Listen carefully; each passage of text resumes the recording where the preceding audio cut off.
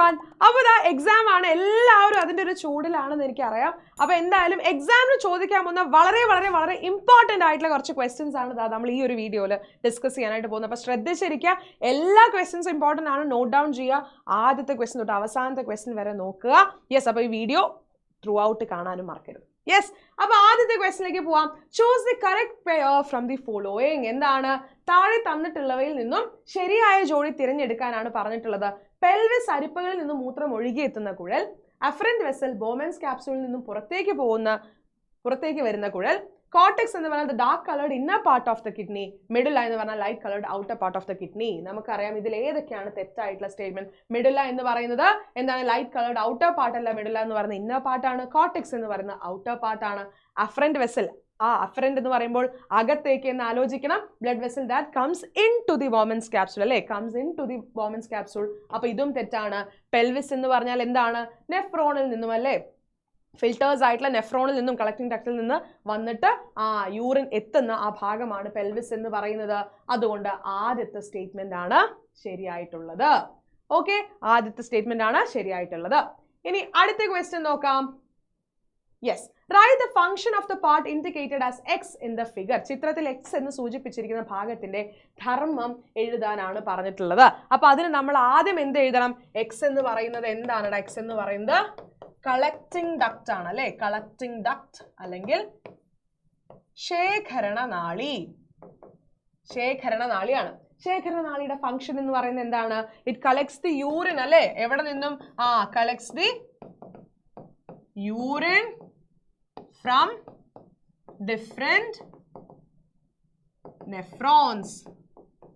പല പല നെഫ്രോണുകളിൽ നിന്നുള്ള, യെസ്, പല പല നമ്മുടെ സൂക്ഷ്മ അരിപ്പകളായിട്ടുള്ള നെഫ്രോണിൽ നിന്നുള്ള ഈ പറയുന്ന പോലെ ഇവിടെ നിന്നുള്ള നെഫ്രോണിൽ നിന്നും ഇവിടെ നിന്നുള്ള നെഫ്രോണിൽ നിന്നും ഒക്കെയുള്ള മൂത്രത്തിനെ ശേഖരിക്കുന്ന ഭാഗമാണ്, കളക്ട് ചെയ്യുന്ന ഭാഗമാണ് ഏത്? നമ്മുടെ കളക്ടിംഗ് ഡക്റ്റ് എന്ന് പറയുന്നത്. കളക്ടിംഗ് ഡക്റ്റ് എന്ന് പറയുന്നത്. യെസ്, അടുത്ത ക്വസ്റ്റ്യനിലേക്ക് പോവാം. Analyse the statements and choose the correct answer from those given. Yes, എന്താണ്? Enzymes are molecules which help to speed up the chemical reactions that take place in organism. എന്താണ്? ജീവികളിൽ നടക്കുന്ന രാസപ്രവർത്തനങ്ങളുടെ വേഗത വർദ്ധിപ്പിക്കാനാണ് എൻസൈമുകൾ സഹായിക്കുന്നത്. ഇത് ശരിയാണ്. ജീവൽ പ്രവർത്തനങ്ങളെ നിയന്ത്രിക്കുകയും ഏകോപിപ്പിക്കുകയും ചെയ്യുന്ന ആളുകളാണ് ആര്? ഹോർമോൺസ് എന്ന് പറയുന്നത്. അതും ശരിയാണ്. Salivary, amylase and pepsin are examples for hormones ആണോ? അല്ല. എന്താണ്? ഇവർ എന്തിനുള്ള എക്സാമ്പിളുകളാണ്? എൻസൈംസ് അഥവാ എൻസൈമുകൾക്കുള്ള എക്സാമ്പിളുകളാണ്. Hormones are produced by various endocrine glands. ശരിയാണ്, എൻഡോക്രൈൻ ഗ്രന്ഥിയാണ് ഹോർമോണുകളെ ഉൽപ്പാദിപ്പിക്കുന്നത്. അപ്പൊ സി മാത്രമാണ് തെറ്റ്, എയും ബിയും ഡിയും ശരിയാണ്. So option 4 is the right answer. Okay, അടുത്ത ചോദ്യത്തിലേക്ക് പോകാം. Choose the correct pair. Euglena cilia, amoeba pseudopodia, paramecium flagellum, fishes ഫ്ലിപ്പേഴ്സ്.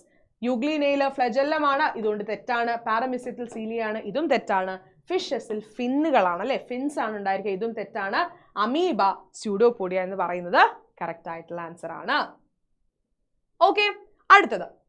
A person's urine analysis is found to contain the following components.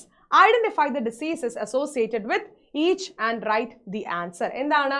Urine അനാലിസിസിൽ ചില സാധനങ്ങൾ, അല്ലെ? 2 സാധനങ്ങൾ കണ്ടു. ബിലിറൂബിനും ഉണ്ട്, പസ് സെൽസും ഉണ്ട്. ബിലിറൂബിനും ഉണ്ട്, അതുപോലെ തന്നെ പഴുപ്പ് കോശങ്ങളും ഉണ്ട്. ഇത് രണ്ടും ഉണ്ടെങ്കിൽ ഇത് ഏതൊക്കെ ഡിസീസുകളെയാണ് കാണിക്കുന്നത്? ബിലിറൂബിൻ ഉണ്ടെങ്കിൽ ഉറപ്പാണ് എന്താണ്? ജോണ്ടിസ് ആണ്. ഓക്കെ, മഞ്ഞപ്പിത്തമാണ്. അപ്പൊ ഇവര് രണ്ടുപേരെ, ആദ്യത്തെ ആണല്ലോ മഞ്ഞപ്പിത്തം, അതുകൊണ്ട് ഇവരെ രണ്ടുപേരെ നമുക്ക് ഒഴിവാക്കാം. പസ് സെൽസ് അഥവാ പഴുപ്പ് കോശങ്ങൾ ഉണ്ടെങ്കിൽ അതിനർത്ഥം എന്താണ്? നമ്മുടെ യൂറിനറി ട്രാക്റ്റിൽ അഥവാ മൂത്രപഥത്തിൽ എന്തോ തരത്തിലൊരു ഇൻഫെക്ഷൻ വന്നിട്ടുണ്ട്, അണുബാധ വന്നിട്ടുണ്ട് എന്നുള്ളതാണ് അർത്ഥം. അതുകൊണ്ട് തന്നെ ഓപ്ഷൻ 4 ആണ് റൈറ്റ് ആൻസർ എന്ന് പറയുന്നത്. അടുത്ത ക്വസ്റ്റ്യനിലേക്ക് പോവാം. Redraw the diagram and identify the parts labelled as A and B. ചിത്രം പകർത്തി വരച്ച് എ ബി എന്നിങ്ങനെ അടയാളപ്പെടുത്തിയിരിക്കുന്ന ഭാഗങ്ങൾ തിരിച്ചറിയുക എന്നുള്ളതാണ്. പകർത്തി വരയ്ക്കാൻ പറഞ്ഞാൽ മറക്കരുത്, എടുത്ത് അതേപോലെ വരയ്ക്കുക. ഇതിൽ എ എന്ന് പറയുന്നത് എന്താണ്? ഔട്ടർ കോർട്ടെക്സും, ബി എന്ന് പറയുന്നത് ഇന്നർ മിഡുലയും. ഓക്കെ, കൺഫ്യൂഷൻ ഇല്ലല്ലോ. അടുത്ത ചോദ്യത്തിലേക്ക് പോവാം. Analyse the statements and answer the questions. എന്താണ്? നമുക്ക് കുറച്ച് സ്റ്റേറ്റ്മെന്റ് തന്നിട്ടുണ്ട്, ആൻസർ ചെയ്യാനാണ് പറഞ്ഞിട്ടുള്ളത്.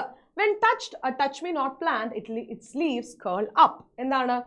ഈ പറയുന്ന പോലെ തന്നെ തൊട്ട വഴി തൊടുമ്പോൾ ഇലകൾ എന്ത് ചെയ്യും? കൂമ്പും, അല്ലെ? ഉള്ളിലേക്ക് ഇങ്ങനെ വരും. ഇനി തൊട്ടാവാടിയുടെ വേരുകൾ ജലത്തിന് നേരെ വളരുന്നു. The roots of touch me not plant grow towards the water.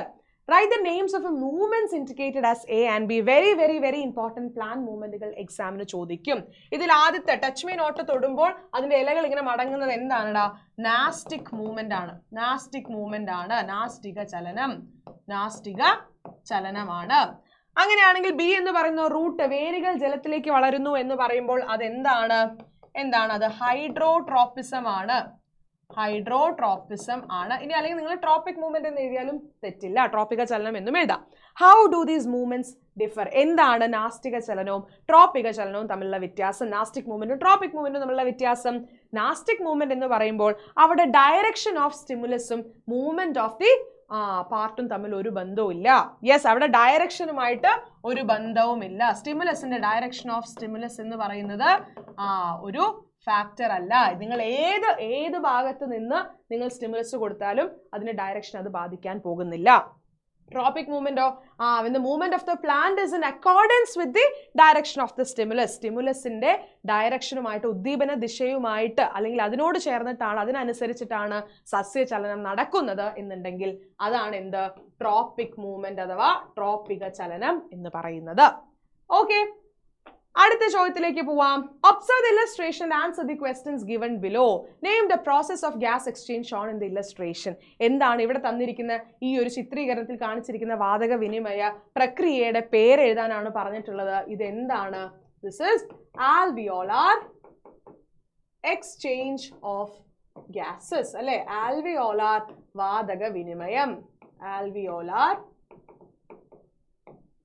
വാതക വിനിമയം. ഇനി എക്സ് വൈ എന്നീ ഭാഗങ്ങളിൽ ഓക്സിജൻ കാർബൺ ഡൈ ഓക്സൈഡ് എന്നിവയുടെ ഗാഢത എങ്ങനെ വ്യത്യാസപ്പെട്ടിരിക്കുന്നു?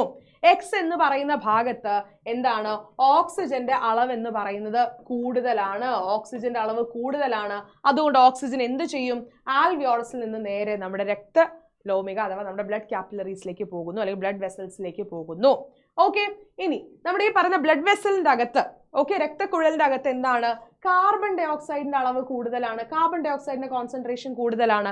അപ്പൊ എന്ത് ചെയ്യും? ബ്ലഡ് വെസലിൽ നിന്നും കാർബൺ ഡൈ ഓക്സൈഡ് ഏതിന്റെ അകത്തേക്ക് വരുന്നു?